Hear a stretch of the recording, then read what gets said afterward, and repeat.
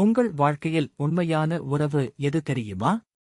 உடம்போடு சேர்ந்த எலும்பு போல உயிரோடு இணையும் அன்பே அதற்கான பதில். அதிகாரம் 7 புதல்வரை பெறுதல் அறத்துப்பால். குறள் 73. அன்போடு ஏந்த வழக்கென்ப ஆறியிற்கு என்போடு ஏந்த தொடர்பு.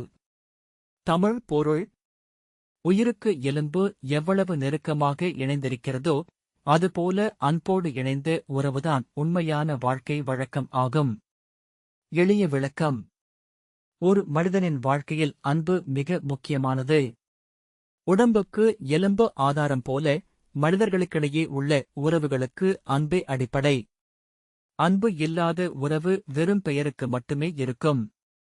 ஆனால் அன்போடு கூடிய உறவு நிலைத்ததாகவும் உண்மையானதாகவும் இருக்கும். உதாரண கதை. ஒரு கிராமத்தில் 2 நண்பர்கள் இருந்தனர். ஒருவருக்கு பணம் இருந்தது, மற்றொருவருக்கு அன்பு இருந்தது. பணம் உள்ளவன் தனது நண்பரிடம் தேவையான போது மட்டும் வந்து பேசுவான். ஆனால் அன்பு உள்ளவன் எப்போதும் நண்பனின் நலனை பார்த்துக் கொண்டான். ஒருநாள் பணக்காரன் பெரிய பிரச்சனையில் சிக்கினான். அவன் பணம் உதவவில்லை, ஆனால் அன்புள்ள நண்பன் மட்டும் அவனை காப்பாற்றினான். அந்த நாள் அவன் உணர்ந்தான், உண்மையான உறவு அன்பில்தான் இருக்கிறது என்று.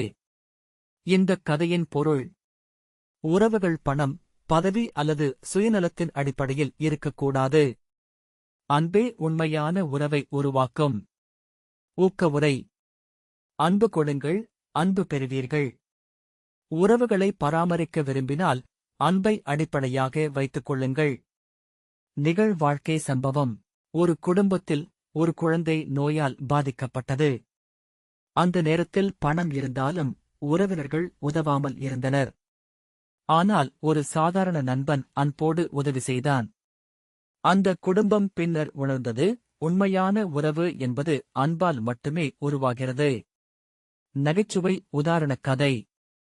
ஒரு மனிதன் தனது நண்பனை பார்த்து சொன்னான், நீ என்னை எப்போதும் நினைக்கிறாயா? அவன் நண்பன் சொன்னான், ஆம், உன்னிடம் பணம் இருந்தால்தான் நினைக்கிறேன். அதைக் கேட்டவுடன் அவன் சொன்னான், அப்படியானால் நம்முடைய நட்பு எலும்பில்லாத உடம்பு மாதிரிதான். கதையின் சின்ன பொருள்: அன்பு இல்லாத உறவு பலவீனமானது. அன்போடு இணைந்த உறவுதான் நிலைத்தது. மீண்டும் குறள்: அன்போடு ஏந்த வழக்கென்ப ஆறியிற்கு என்போடு ஏந்த தொடர்பு. தமிழ் பொருள்: சுருக்கமாக சோகஸ்மெய்லி. அன்போடு இருக்கும் உறவுதான் உயிருக்கு எலும்பு போல உறுதியானது.